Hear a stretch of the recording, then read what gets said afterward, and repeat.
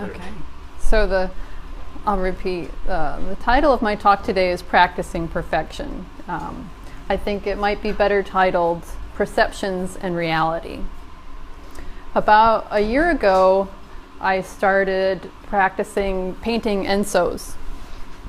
Around the same time, I started noticing a behavior in myself where when I was talking with people and they said something or did something, my reaction was verbally, I'd say, perfect.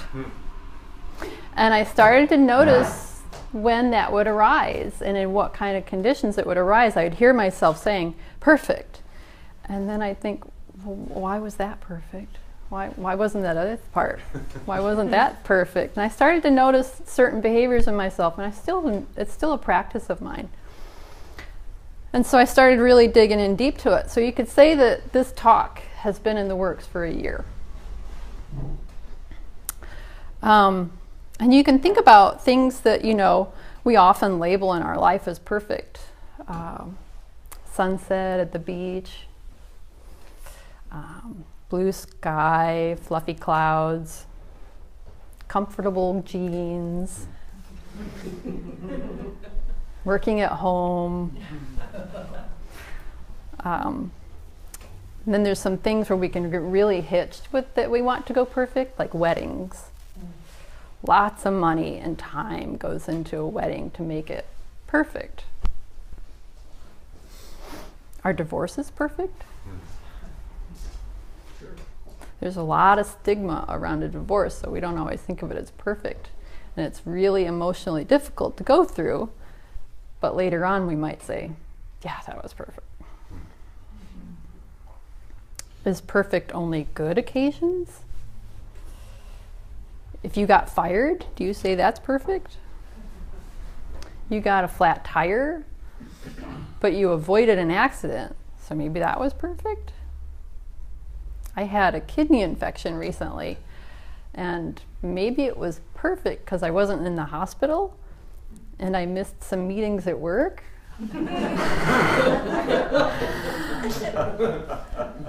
Yeah, it was not fun, but it was all right. Can you think of some times or things that you think of as always have to go perfect?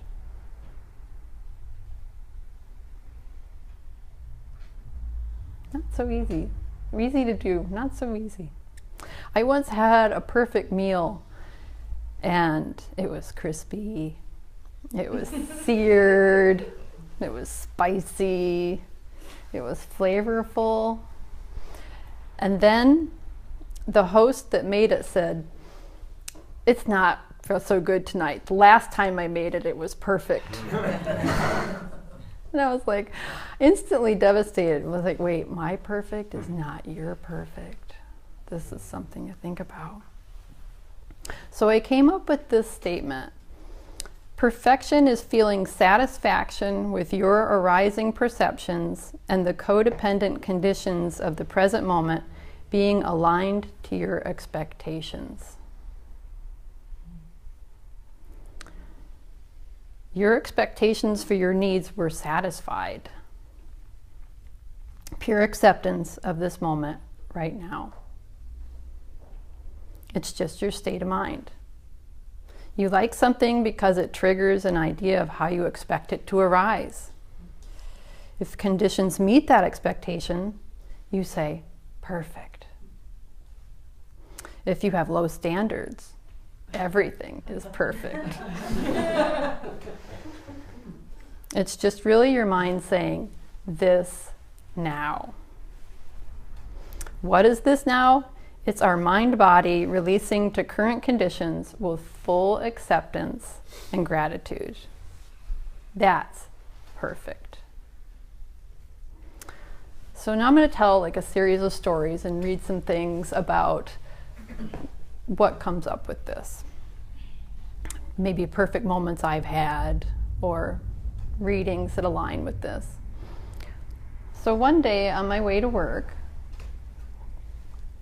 there was a woman walking in front of me on the street downtown. It was a busy sidewalk, lots of people moving around. There was a carriage. and there was some excrement on the sidewalk. I'm not going to say it was dog poop because I didn't see it. It was poop. And this woman walking in front of me stepped in it. And she said, "Shit!" And I was like, correct! Because what she said and the action that happened perfectly aligned. It was like, bam, it was like a Steve Martin moment. I was like, that's perfect. And it would be equally perfect if someone stepped in a hole and said, "Hole!"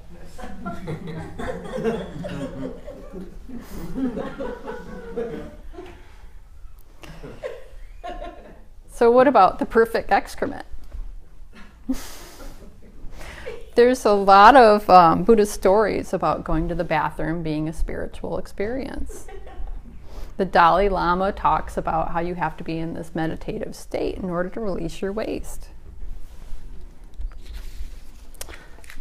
My favorite enso in this book of ensos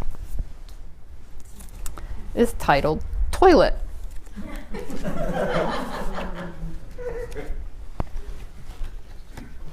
Because there's nothing special about it, right? It's just like you would think an enso has all this stuff, but it's an enso, and it was titled Toilet. And the story behind it is that a monk was sitting on the toilet and he broke through 2 koans and was enlightened. And then he went and told his teacher, and then his teacher painted the enso. The koans were original face and the sound of one hand. He must have been sitting on there quite a while.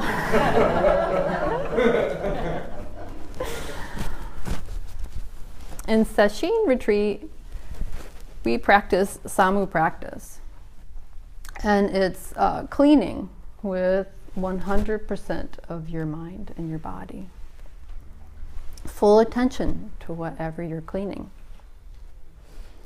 So I've cleaned bookshelves. I've cleaned the floors. I've washed the windows in silence with Patty. That was a very fond memory of that. I've cleaned the ancestors' altar in the back. I really enjoy cleaning the ancestor altar in the back. You take each picture down as if the person is alive in it. Gently clean them, being very full care and setting them down, and then clean the entire altar fully alive with the person that made the altar. Total gratitude and love. Put each person in each frame back on the altar. So the last time I did it with such care and such great love and so much respect for our lineage. And then I caught myself. And I said, this is how you clean the toilet. Go clean the toilet. So I left right from the altar and went straight into the bathroom. And I went and cleaned the toilet with 100% love.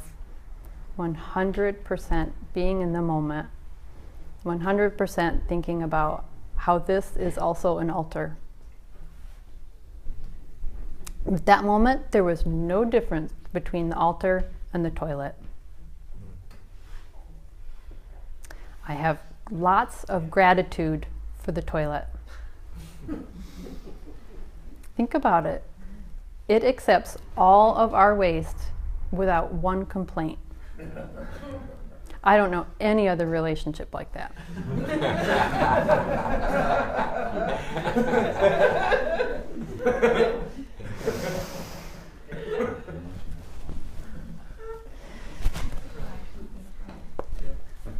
So now I'm going to read a story out of this book. I really like this book. It's called Dropping Ashes on the Buddha. It's the teaching of Zen Master Sung-san. But he tells a story in here, the story of Wan Ho. Wan Ho was a Zen master from Korea, and before he became a Zen master, he was traveling to China to go find a good teacher. He would walk all day long and rest at night. One evening, as he was crossing the desert, he stopped at a small patch of green where there were a few trees and some water and went to sleep. Toward midnight, he woke up very thirsty. It was pitch dark. He groped along on all fours, searching for water. At last, his hand touched a cup on the ground. He picked it up and drank. Oh, how delicious. Then he bowed deeply in gratitude to the Buddha for the gift of water. The next morning, Won-ho woke up and saw beside him what he had taken for a cup. It was a shattered skull, blood-caked with shreds of flesh still stuck to the cheekbones. Strange insects crawled or floated on the surface of the filthy rainwater inside it. Won-ho looked at the skull and felt a great wave of nausea. He opened his mouth. As soon as the vomit poured out, his mind opened and he understood. Last night, since he hadn't seen and hadn't thought, the water was delicious. This morning, seeing and thinking had made him vomit. Ah, he said to himself, thinking makes good and bad, life and death. It creates the whole universe. It is the universal master. And without thinking, there is no universe, no Buddha, no Dharma. All is one, and this one is empty.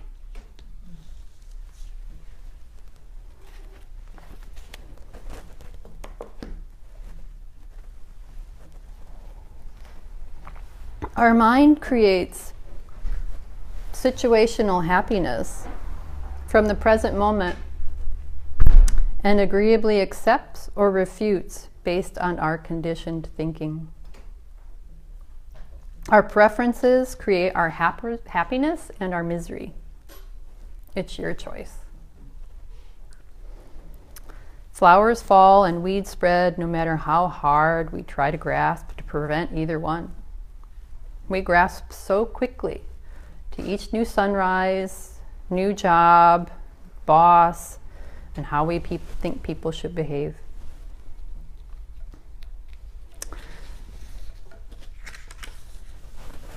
So I'll talk about my rakusu sewing because I think this pertains to trying to achieve perfection. It is not easy to sew your rakusu.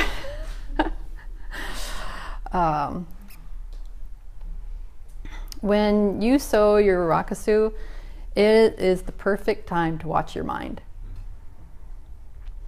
The directions are pretty complicated, and you're striving for an expected outcome. So it's supposed to be naturally perfect in each moment because each stitch is a mantra. But it's hard. And you're supposed to have each one of these pieces in the rice field. It lines up perfectly. Or so it's supposed to. So while I was sewing mine, I would have these times where I would sew it and oh no, that's not quite the way it's supposed to be. It's supposed to line up like this. And so that I'd undo the stitches and I'd re-sew it. No, it's still not lining up with this part. And so then I undo the stitches and I re-sewed it 3 times. Comes out exactly the same each time. I finally went, well, that's it.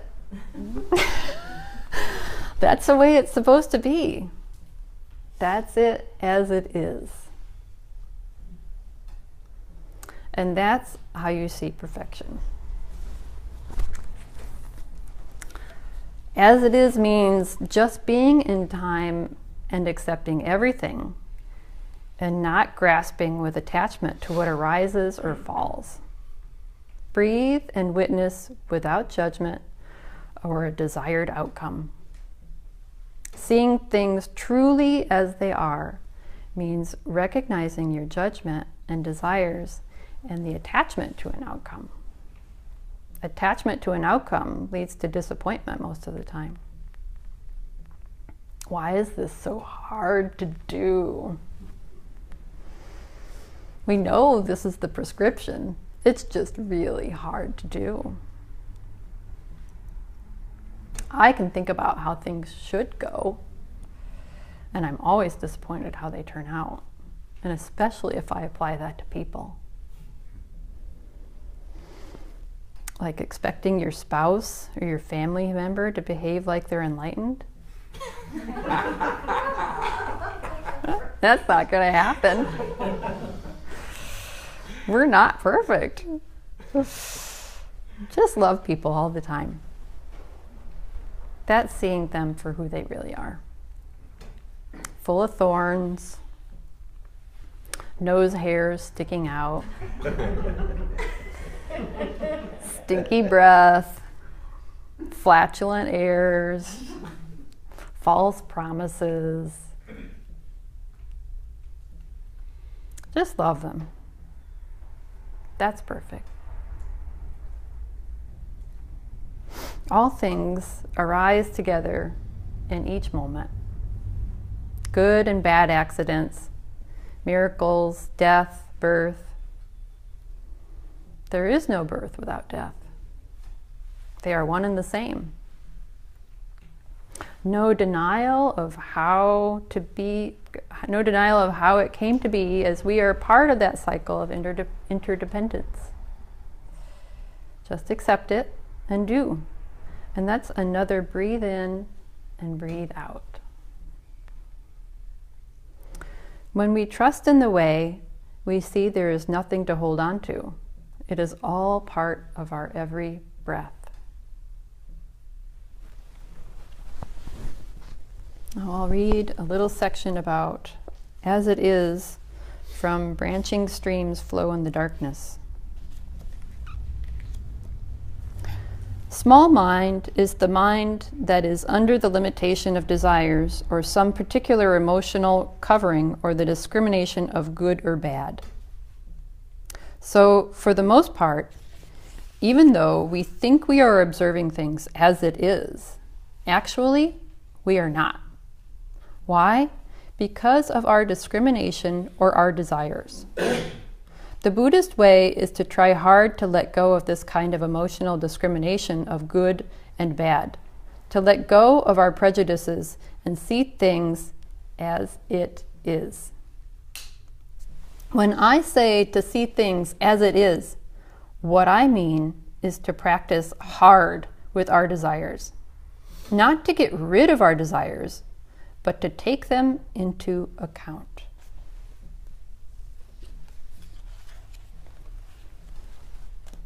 What does that mean? Take them into account. Just study yourself. Jack Kerouac said, "Everything is perfect, dear friend."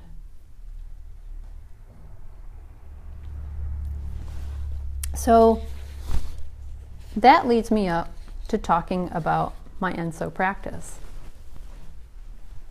Because in order to do the Enso practice, you realize that you're striving for something, but you have to see it as it is.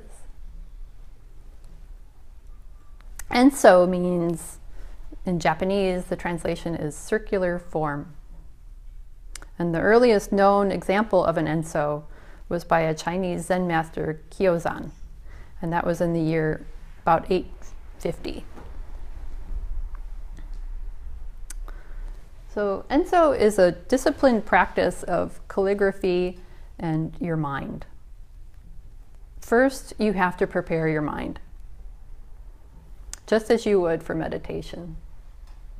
So think about when you come here, before you come in here, I don't know, maybe you do this, you think, I have to calm myself down. Before you sit for Zazen, you need to prepare yourself to sit for Zazen. It's the same for painting Ensos. I started doing them when I was in Sesshin here. And that's a good time to do it because you've been in many hours of meditative silence. So that's a good time to start doing something like this, because you need that full body awakeness.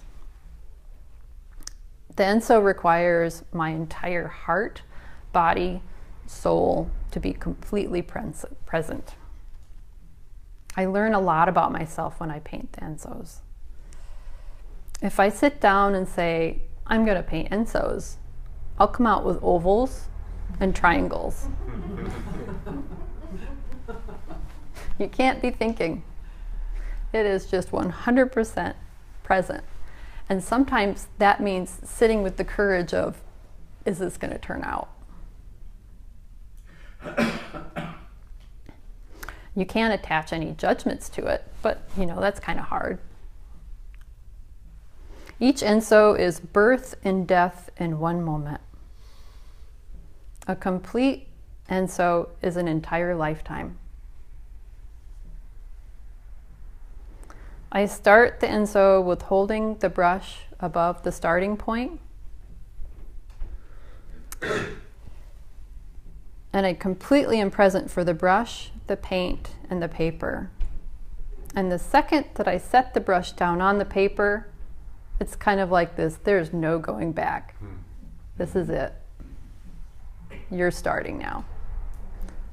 And then it's this slow movement and watching what happens and what comes up with it as it's coming forward and arises. It's kind of like, oh wow. And then you get to this point where you can't see because your hand is obstructing your view, and that takes total faith. And you have to just trust in it. Trust that it's going to become what it is, and you have to trust in the brush. And I feel the brush and I ask the brush, you've done this before, show me the way. The brush knows the way. It requires a lot of faith. The moment the brush lifts, there is death. The whole circle is our life, creation, realization, living while dying, and then after a beautiful circle is complete and the vibrant colors fade into one, it's over. Then I start another circle. Some that I don't think very much about at all, people love. That's really fascinating to me. I really don't understand that, but the ones that I really like a lot, people are like, no, I don't really like that one. I like this one. So there's something to that, and I found something to that in this book, Realizing Genjo Koan.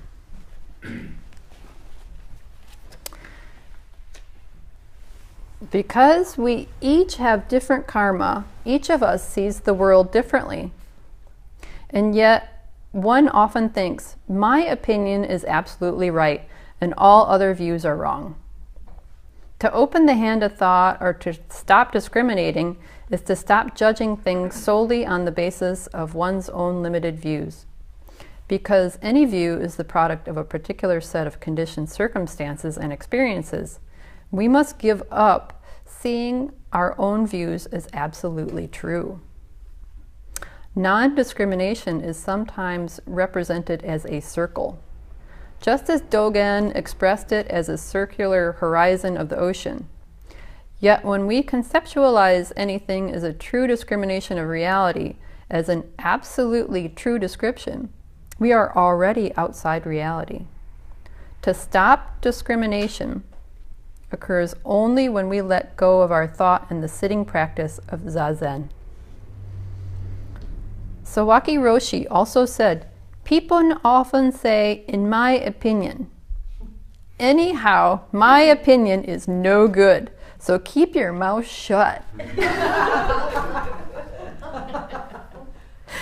Keeping our mouth shut does not mean we stop thinking or even stop talking.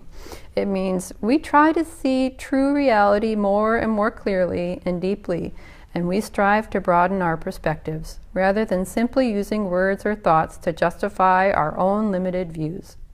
It also means that we see not only that things around us are changing, but that we are moving and changing as well.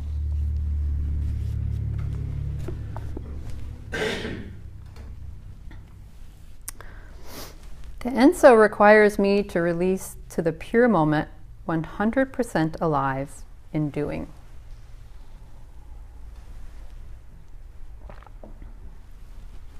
Some of them, you'll see white shows up. And you think, how did that happen? The brush was loaded with paint. The term for that is called flying white. And it's a special occurrence when it happens. Sometimes I'll finish one and I'll say, oh yeah, this is a good one. The dragon head showed up. And this one kind of has a dragon head, or a snake head, or eel. Yeah. Or not. Or not. Sometimes they don't show up. No, even with the eel, or not. Or not. So why would you say one with the eel head is good? What is it representative of? I wouldn't say it doesn't represent anything. It just, it's no different than seeing a face in a cloud. It's just what is at that moment for me. That's what I see at that moment. But it's not necessarily like I'm like, oh good, an eel. It just is what it is. I'm thinking about the Dharma. I prepare by reading Dharma, and then I paint, because then I'm in this zone. It's kind of it's all acceptance and doing without doing. I wrote a little bit, kind of like a little bit of prose about how I feel. It's kind of like doing without doing. Tao's Wei Wu Wei. When we see a bird flying, we say, the bird is flying in the sky. We don't say the sky is flying with the bird, but that is what is truly happening. To be in something, as in the sky, the object is within another object or subject. So if we look at this, then we can understand that the bird is part of the sky, and the sky is also in the bird. The bird is moving, the clouds are moving, the earth is moving, the sun is moving, and so the sky is moving in space. Who is flying? The bird is moving its wings completely in the way.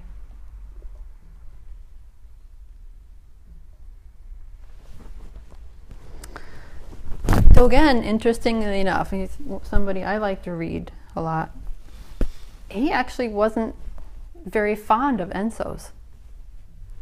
And he was one of the very few Zen masters that didn't paint an Enso. And there was this occurrence that happened where he talked about an Enso.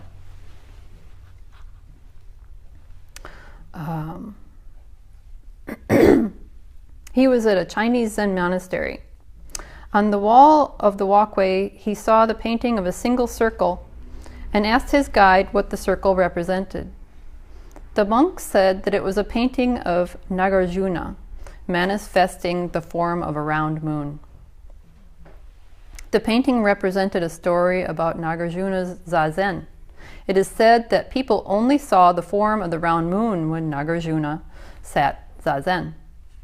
I believe this story was the origin of the symbolism of the single circle. Dogen criticized the painting in the Chinese monastery, saying that if the artist wanted to paint Nagarjuna's form manifesting as a round moon, he should have just painted Nagarjuna sitting in Zazen with his usual human form. That's very Zen, right? It's very Zen. For Dogen, the way to manifest the round moon is to sit Zazen with this whole body in mind, to practice using the 5 aggregates. From this story, we can see that Dogen was a unique Zen master. He was not concerned with being a Zen master.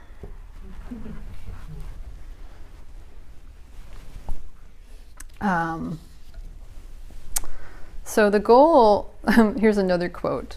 I like this quote about perfection. The goal of this life isn't to be perfect, to be progressively less stupid.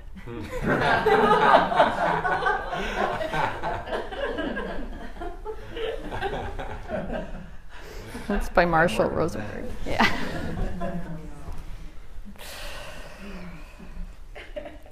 So they also say you can see in the Enso that you can see 100% of the artist. Totally laid bare. That's me. All my imperfections, all my striving for something, all my being in the moment.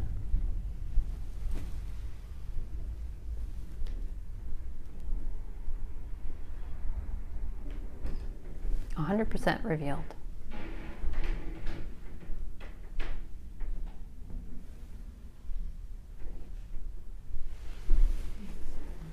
I could read some more, but maybe you guys have some things you want to talk about or ask at this point. Yes, Sensei. I was just going to comment on what you just said about becoming progressively less stupid. And I was wondering, I think goes with your talk, is can we love that just being stupid? So Sensei is, for people that couldn't hear it, Sensei asked about the comment that I said about being progressively less stupid, and can we comment on being... Can we just love being stupid? That's as it is. Yes, it is. That is as it is. That's one of the most challenging kinds of love is loving the stupid. In ourselves. Yes. Yeah. Yeah. And in others too. Oh, absolutely. Yes. Yeah. In ourselves and in others. Can we love how stupid we all are? That is a practice. That is a complete practice. Accepting people how they are. Here, let me pass the mic.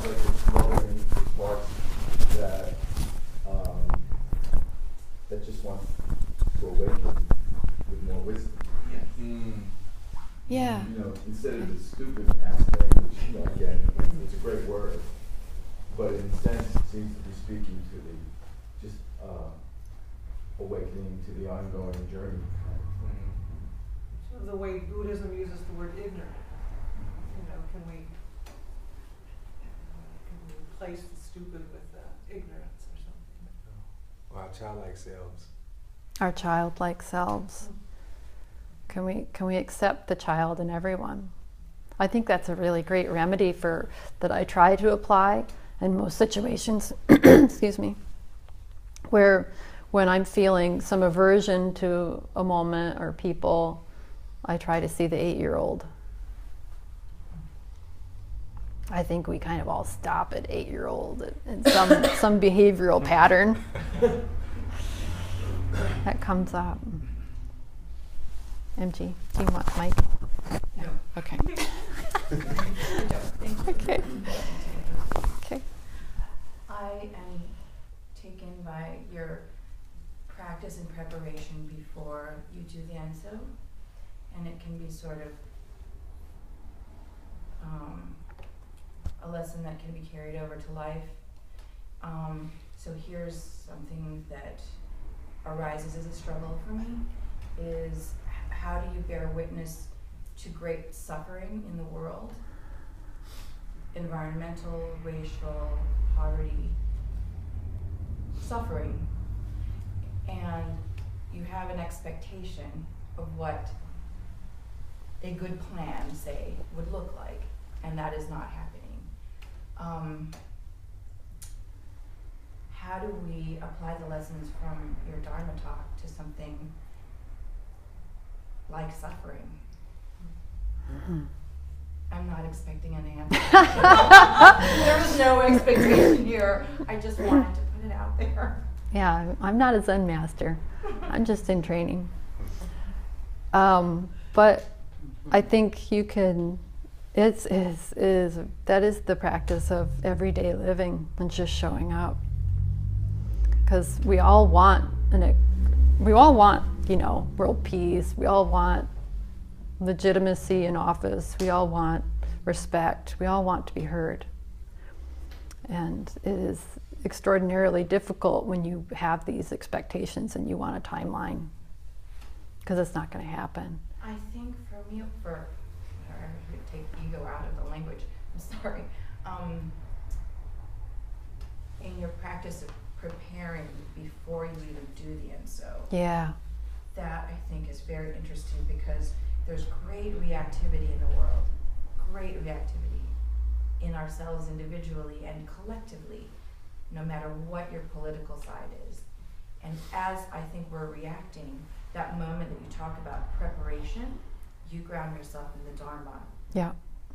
So if we ground ourselves in the Dharma, just sit before Yeah. we pick up the picket sign or the ledger, whatever that brush is. Chris and I've talked about that, like we have expectations of what does diversity look like. Okay, as a Sangha, we have expectations of what does that look like. But how do we get there is a whole other thing. Yeah. I think your idea is wonderful. I mean, really, that's all of us sitting in Zazen. If everybody in the world sat in Zazen, how, what would it look like? So that's a good question, MG. How do you bear witness to the suffering in the world? And then the question for me that comes up is, how do we bear witness to our own suffering? Right? Because if we're all interconnected, Yes. yeah, how do we bear witness to our own suffering? How do we notice ourselves turning away from it? Right? It's so subtle. So we distract ourselves, do something, right? Just so that we don't have to just bear witness to it, because we think we have to fix or change it, right? But really, just bearing witness is a real compassionate act. Bearing witness is tough. And that's our practice. And that's our practice. Yes, Mark. A couple of comments about this. Those of us who have children or grandchildren, when those children, I'm thinking about my grandchild right now, 16 months old, notices everything without comment. Notices everything. He has the word somewhere in there, but you see the enlightenment with every notice is just amazing.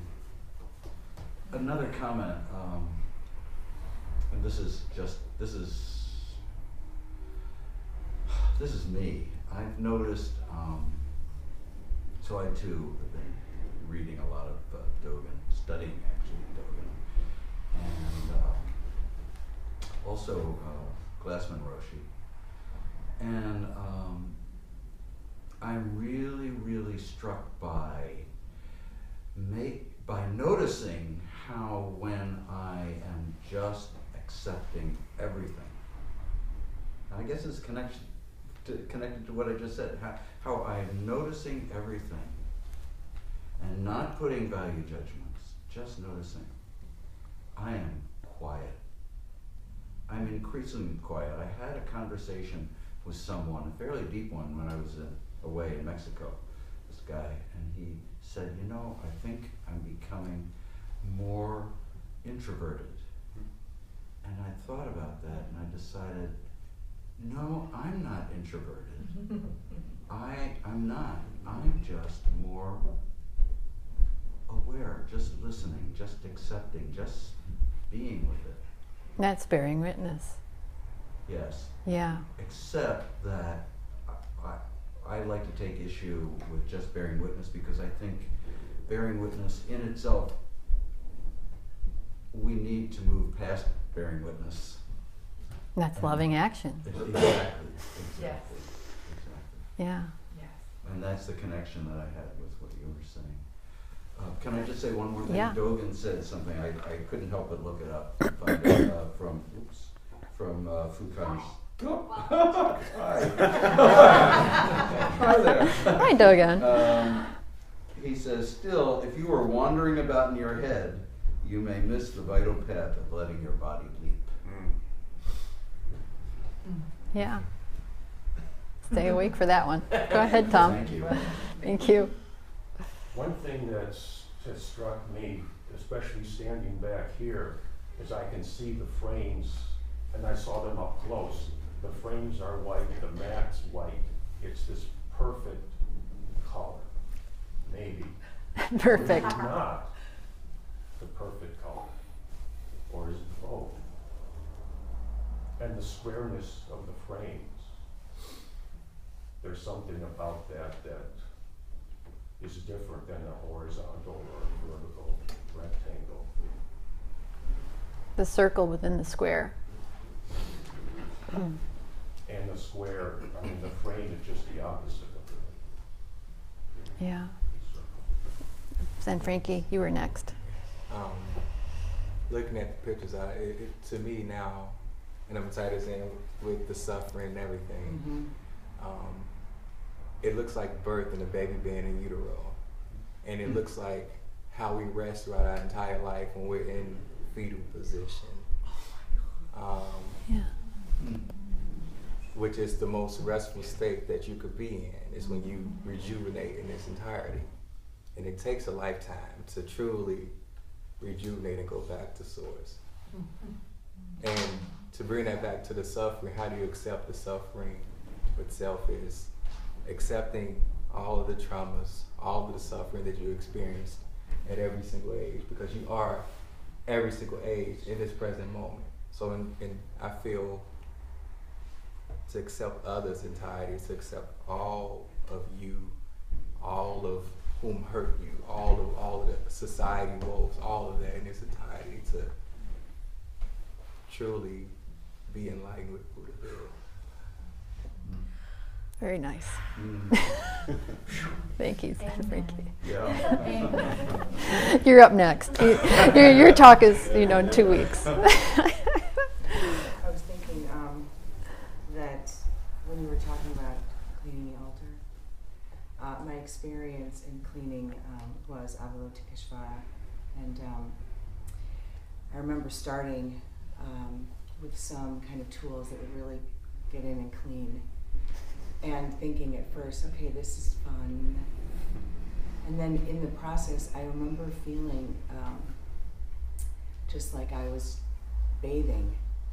I was in this bathing, showering, and I remember saying, like, behind the ears, I was like, oh, that must feel so good. You know what I mean? Like the dust under the armpits. I was like getting all, all connected, and I just, it's just interesting, as you were saying, what happens to fully be present in a loving way, just 100% loving, and just at the organic level of experiencing that. So I really appreciate you talking about that.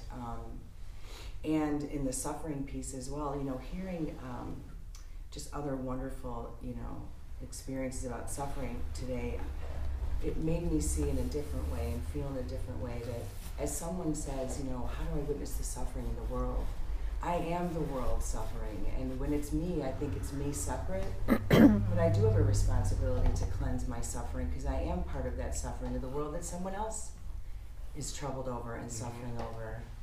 And the third thing is, I originally looked and saw these as different colors with different paintbrushes going around. Oh. And then as I was looking, I thought, oh, perhaps that was the colors on the brush, and they came out, like the one directly behind you. There are lines that are blurred as they mesh together, but in seeing it, it looks like 3 different brushes with the inner, the middle, and the outer. So it's a different perspective, and I guess my only question is the colors that are selected, they seem kind of earth tones. Is there a process in the colors that you start with? So that it's one brush, many colors, one circle swipe, and I kind of just start out with, you know, probably what I call the ocean waves. They probably start first, and you know, it's pretty pure color, and then, you know, then I'll start adding more colors to the brush without cleaning the brush, and then it just adds more colors into it. So maybe, you know, after you're doing them a while, you kind of get more into a groove of doing them, and then you might have more colors added in, and they might get what some people call muddy, but to me those are more beautiful because there's just more to them. And they're more awake and alive. And, you know, some people have this negative feeling about muddy, but, you know, there's all these sayings that say, no mud, no lotus, Thich Nhat Hanh, you know. But also I look at them and I see the inside of a tree, like the rings of a tree. And there's many things out in nature that naturally form in circles, and they're those muddy colors. Oh, we have two hands in the back. I think you were first, Annie. We have a couple questions. The little stamps there, could you tell us about that? And then you just said something. How many do you make at one time? Oh, right. And then do you discard some? I have a portfolio that's probably about this thick with them. I haven't discarded them. But what I have started doing is painting on the backs. So if you do get one and you open it up, you might find there you have two.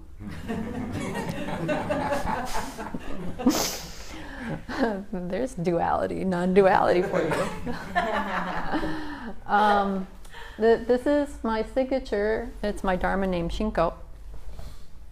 And then the stamp is, you know, it's a part of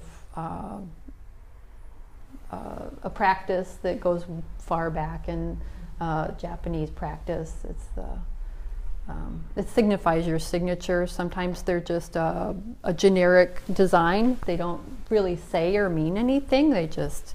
People can buy them in Japan, and then they can register that to be with their signature. So they don't sign their name like we do, like on a check. They stamp. And it's registered, that stamp is me. I have not registered this stamp. I've just had it for 20 years. And yes, Tom. After giving this part of the talk and going back to your experience in making the ensos, what did you feel like when you first saw all these up on the wall? And did you go back? And then how do you feel maybe now that I'm asking you the question? When I first started painting the ensos and they first started coming out of circles, I was pleased with myself. And then, you know, my family started noticing my practice, and they were like, "Hey, you're getting good at this," and I was like, "Okay." And then Roshi asked me to do the thank you cards for donations last year, so I did some of those, and so it's just kind of come along, and so I try not to put judgment how I feel, good, bad, whatever, with them. It's no different than maybe exercising. Maybe, you know, or it's no different than a zazen. You're just doing it, and it's another practice for, you know, me watching my mind and being creative with it.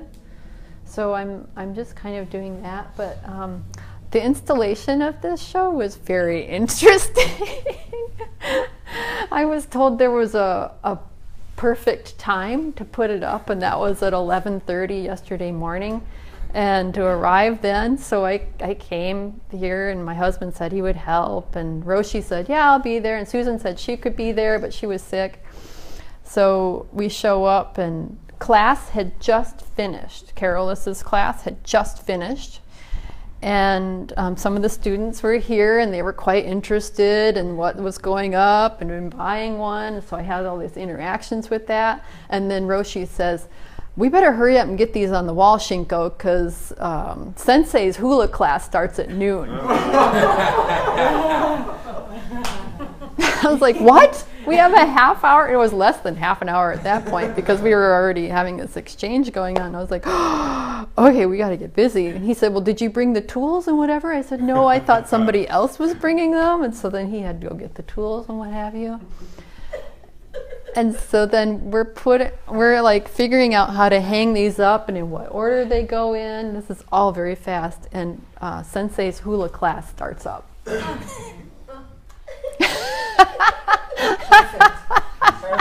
Perfect as it is. So we're trying to, put up these pictures, and she's trying to have a hula class. Yeah, it was great. I could not have done it without Colin and Roshi and without the generosity of Sensei allowing that moment. But it went up really fast. And it was kind of like, okay, here, this is great, wonderful. I didn't really have a moment to go, But while, Colin and Roshi had this system of nailing, Colin would hold the nail and Roshi would hammer it. And Roshi kept saying, you are a very trusting man. And so that was quite interesting. And then there was this beautiful hula song that was playing. I can't remember which one it was, but there was this beautiful hula song that was playing, and watching the hula people do their thing. It was just really beautiful to see it go up and experience the hula with it at that moment. That was perfect. How do we know how much these are? They're all $100 donations towards our new home fund. So you get a double bonus, right? You get to take one home, and you get the feeling of knowing that you're helping our Sangha. And even if all these sell today, come on, let's do it. I have a stack more. Can I ask the process when you put the brush down and you do the circle? Yeah. Doesn't it have to cross itself? Shouldn't like if I'm going like this, doesn't it have to turn like that? It has to turn. Then how do the colors not cross each other? Right? You'll have to buy one and study it at home. Buy one. I think that's your koan for Zazen. Yes, Chris. The point about process, I was looking at the ones, especially the multicolored ones, and I'm guessing like when you got a lot of paint on the brush, you don't really know what the end's going to come out like. You kind of know what the shape's going to be, but you have no idea how those colors are going to mix together into the end. It kind of made me think of like when you get a tattoo, or when you dye your hair, you know what the dye looks like in there, but the person that's working with you is like, I have no idea what that's going to look like when it gets in your hair or on your skin. We're just going to have to roll with it. In that process of like kind of sort of knowing what the end's going to look like, but you don't really have a picture in your mind about what the end's going to look like. You just start and let it be what it's going to be. That's the beautiful part of it. And that, I have to say, that's why I keep doing it, is because I never know what's going to show up. And just being with that and then seeing how it comes out, it's like, wow. And each one changes me. It's jazz. Yeah, it is jazz. It's just like jazz. You're like, bam, I'm here for it. What is it? What's going to happen now? Linda.